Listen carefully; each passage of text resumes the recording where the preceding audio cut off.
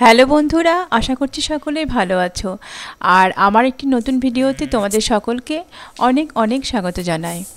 তো চলো আজকে আমি নতুন একটা বড়ির মানে রেসিপি শেয়ার করছি।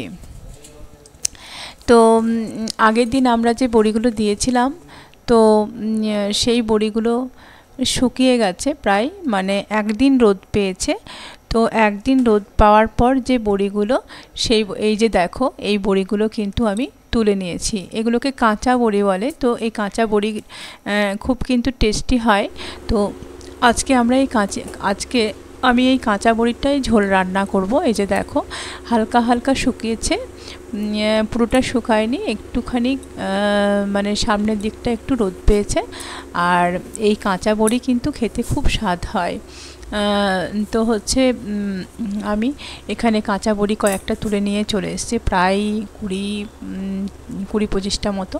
তো দুদিনের জন্য আমি রান্না করব এটা। বাড়ির সবাই তো এটা খেতে খুব পছন্দ করে, সেই কারণে আমি ভাবছি কি যে একটু বেশি পরিমাণে বানাবো। ওই জন্য এখানে আমি আলু, বেগুন, মূলো আর ফুলকপি থাকলে তো খুবই ভালো হয়, সেটাও দেওয়া যায়, কিন্তু আমার কাছে ফুলকপি ছিল না। ওই কারণের জন্য আমি এইগুলোকেই বেশ মোটা মোটা সাইজ করে কেটে নিয়েছি। কারণ বড়ির ঝোলের মধ্যে সবজিগুলো একটু সাইজটা একটু মোটা হলে কিন্তু খেতে টেস্টটা ভালো লাগে। আর ছোট ছোট পাতলা পাতলা করে দিলে অতটা স্বাদ পাওয়া যায় না। তো আমি সেইভাবেই কেটে নিয়েছি, কেটে ধুয়ে পরিষ্কার করে নিয়েছি। তারপর আমি কিন্তু পেঁয়াজ অনেকটা পরিমাণ কুচি করে নিয়েছি, কাঁচা লঙ্কা চিড়ে নিয়েছি। তো সেগুলো দিয়ে আমি এখন কড়াইতে তেল দিয়ে বেশ ভালো করে লাল লাল করে ভেজে নেব। ভেজে নেওয়ার পর কিন্তু আমি সবজিগুলোকে দিয়েও অনেকক্ষণ সময় ধরে কষিয়ে নেব। কারণ কি বলতো, এই সবজিগুলোকে না কষালে কিন্তু এই ঝোলটার টেস্টটা সেরকমভাবে আসে না। তো সেই পেঁয়াজ লঙ্কাগুলো ভাজা ভাজা হয়ে এলে আমি এবার আলু বেগুনগুলো দিয়ে দিচ্ছি। প্রায় শীতের শুরুতেই কিন্তু আমাদের প্রত্যেক বছরই বড়ির ঝোল খাওয়া হয়। তো এই কাঁচা বড়ির ঝোলটা কিন্তু অন্যান্য বড়ির ঝোলের তুলনায় অনেকটাই টেস্টি হয়, আর স্বাদটা হয় অসাধারণ। তো এই কাঁচা বড়িটা তো প্রথম দিক ছাড়া পাওয়া যাবে না, সেই কারণের জন্য আমি কয়েকটা কাঁচা বড়ি বেশি করে তুলে নিয়েছি। আর কয়েকদিন রোদ পেলেই কিন্তু বড়িগুলো একদম সম্পূর্ণভাবে শুকিয়ে যাবে। আর হচ্ছে তখন ওইগুলোকে তুলে নিয়ে এসে কৌটোতে রাখা যাবে। আর সারা বছর ধরে খাওয়ার জন্য তো রাখা হবেই। তো এই কাঁচা বড়ির ঝোলটা কিন্তু খেতে যেহেতু ভালো লাগে, তো আমি ভাবলাম যে কালকেই বড়িটা বানিয়েছি, আজকে তুলে নিই, তাহলেই কিন্তু সেই বড়িটা পাওয়া যাবে। তো হচ্ছে বেগুন, মূলো আর আলু দিয়েছিলাম, সেগুলোকে আমি ভালো করে ভেজে নিয়ে পরিমাণ মতো লবণ হলুদটা দিয়ে দিলাম। আর চেরা কাঁচা লঙ্কা বেশ বড় বড় দিয়েছিলাম, 2টো শুকনো লঙ্কাও দিয়েছিলাম, একটুখানি পাঁচফোড়ন দিয়ে তেল দিয়ে নেড়ে সবজিগুলোকে ভালো করে ভাজা ভাজা হয়ে এলে এটাকে ঢেকে ঢেকে ভাজলে কিন্তু খেতে স্বাদ লাগে। ওই জন্য মাঝে মাঝে ঢেকে আঁচ কমিয়ে ভাজতে হয়। তো আঁচটা কমিয়ে দিয়ে একটুখানি ভেজে ভেজে নিলাম। তারপর এর মধ্যে দিয়ে দেবো আদা, পেঁয়াজ, রসুন আর একটু সামান্য জিরে নিয়ে একটু বাটা করেছিলাম আমি মশলাটা। তো সেই মশলাটাকে আমি এখানে দিয়ে দিলাম। দিয়ে দেওয়ার পর সামান্য একটু জল দিই, যাতে মশলাটা পুড়ে না যায়, সেরকমভাবে একটু সামান্য জল দিই। তারপর আমি পুরোটাকে নাড়িয়ে চাড়িয়ে ভালো করে সমস্তটার সঙ্গে মিক্স করে ভেজে নেব। তো ভাজা হয়ে গেলে তারপর কিন্তু আমি পরিমাণ মতো জল দেব। আর এই ঝোলে কিন্তু একটু বেশি পরিমাণে জলটা লাগবে, কারণ যেহেতু বেশি পরিমাণ বড়ি আছে আমার, তো বড়িতে জলটা অনেকটাই মানে চুষে নেয়। এটার জলটা একটু পরিমাণের তুলনায় বেশি দিতে হয়, কারণ প্রথমত সবজিগুলো সিদ্ধ হবে, তার সঙ্গে সঙ্গে বড়িটাও সিদ্ধ হবে, আর বড়ির মধ্যেও জল কিন্তু অনেকটাই অ্যাবজর্ব করে নেয়। তো সেই ক্ষেত্রে জলের পরিমাণটা বেশি রাখলে ঝোলটা থাকবে। আর যদি জলের পরিমাণটা বেশি না রাখা হয়, তাহলে কিন্তু সমস্তটাই মাখা মাখা তরকারির মতো হয়ে যাবে, মানে ঝোলটা আর কিন্তু পাওয়া যাবে না। তো প্রথম দিকে যেহেতু কাঁচা বড়ি, তো একটু ঝোল ঝোল থাকলেই খেতে ভালো লাগবে। তো মানে আমি একটু বেশি পরিমাণে জলটা দেবো। তো সেই জন্য আমি জলটা কিন্তু ঠান্ডা জল দেবো না, এর মধ্যে আমি গরম জল দেবো। তো পাশে আমি একটা বাটিতে কিন্তু গরম জল একটু করে নেব। তারপরে দেখো এখন কিন্তু সবজিগুলোও ভাজা হয়ে গেল কথা বলতে বলতে। তো সবজিগুলো ভাজা হয়ে গেলে এবারে আমি জলটা দিয়ে দেবো। তো এই যে বাটিতে কিন্তু আমি গরম জল বসিয়ে দিয়েছিলাম। তো গরম জলটা অনেকটাই পরিমাণে গরম হয়ে গেছে। তো এবারে আমি ঝোলের মধ্যে চলো দিয়ে দিই। তারপর কিন্তু ঝোলটা ফুটে উঠলে তবেই বড়িগুলো আমি হালকা করে আস্তে আস্তে করে উপর থেকে ছেড়ে দেবো। কারণ এই বড়িটাই মা বলে দিয়েছিল আন্দাজ মতো খুব একটা সিদ্ধ হবে না। যদি বেশি পরিমাণ সিদ্ধ হয় তাহলে কিন্তু বড়িটা আগেই দিয়ে দিতে হয়।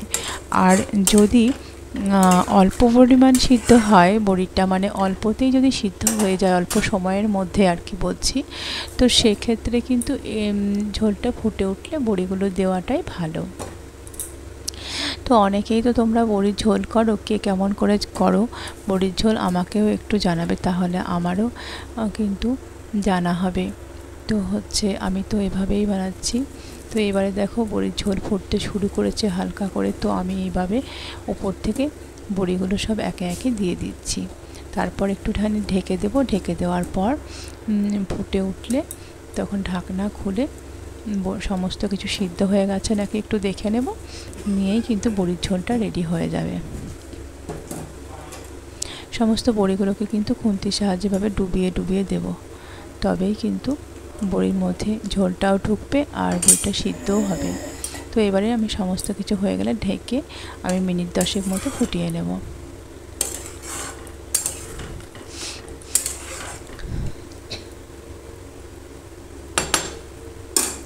তো চলো আজকে এই বড়ির ঝোলটা তোমাদের সঙ্গে শেয়ার করলাম। আমার ভিডিওটি কেমন লাগছে তা অবশ্যই কমেন্টে জানাবে। যদি ভালো লেগে থাকে তাহলে লাইক করবে আর সাবস্ক্রাইব করে পাশে থাকবে। দেখো বড়ি ঝোলটা প্রায় হয়ে গেছে, বড়িগুলো ডুবানো। তো এর মধ্যে আমি কিন্তু ঢাকনাটা দিয়ে দেবো। ঢাকনাটা দিয়ে দেওয়ার পর কিন্তু আমি ফুটিয়ে নেওয়ার পরে এবার আমি খুলে নেব ঢাকনাটা। শীতের শুরুতে কিন্তু বড়িগুলো খেতে ভালো লাগে দেখবে। আর এই বড়িগুলো যখন পুরনো হয়ে যায়, এই একই বড়ি কিন্তু অতটা পরিমাণ স্বাদ থাকে না। তো আমি ভেবেছি গত বছরেরও কিছু বড়ি আছে সবজিতে দেওয়ার জন্য, শাকে দেওয়ার জন্য বা শুক্তো রান্না করার জন্য আমরা এই বড়িগুলো রেখে দিই। তো বড়িটা রাখা হয়ে থাকে, কিন্তু খুব পুরনো হয়ে গেলে সেই বড়িগুলো কিন্তু আর অতটা স্বাদ থাকে না। আর বড়িটা রাখা মানে এমনি রাখলে হয় না, মাঝে মাঝে বড়িগুলোকে কিন্তু একটু রোদ দিলে ভালো হয়। তো সেক্ষেত্রে মাঝে মাঝে রোদটাও দিতে হয়। তো দেখো বন্ধুরা, কথা বলতে বলতে কিন্তু আমার বড়ির ঝোলটা বানানো হয়ে গেল। এই যে আমি আলুটাকে দেখে নিচ্ছি সিদ্ধ হয়েছে কিনা। এই যে সিদ্ধটাও হয়ে গেছে, তো ঝোলটাও ফুটে গেছে। তো আজকের মতো এই পর্যন্তই। আর দেখা হচ্ছে আবার একটি নতুন ভিডিওতে।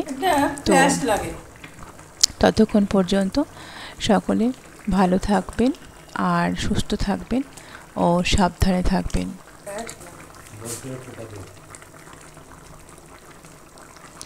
তো চলো বন্ধুরা, তো হয়ে গেছে বড়িটা সিদ্ধ। তো আমি এবারে খাবারটা রেডি করে নিই। তো ভাতের সাথেই ন্যাচারালি আমরা বড়ি ঝোলটা খেয়ে থাকি। তো ভাতটা এখানে আমার নেওয়া হয়ে গেছে, গরম ভাতটা। তো এবারে আমি বড়ির ঝোলটা তুলে নিয়ে নেব। তো তারপরেই টেস্ট করে দেখব কেমন হয়েছে বড়ির ঝোলটা।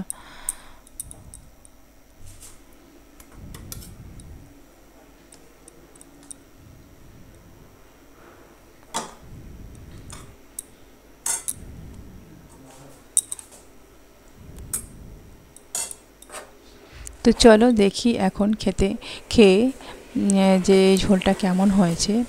প্রচণ্ড গরম, হাত তো দেওয়া যাচ্ছে না। তো চলো খেতে শুরু করি।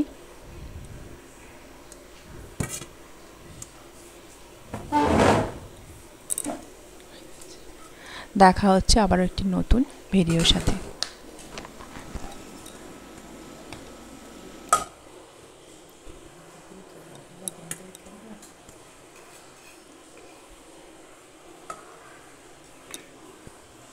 আচ্ছা ছবি দেখো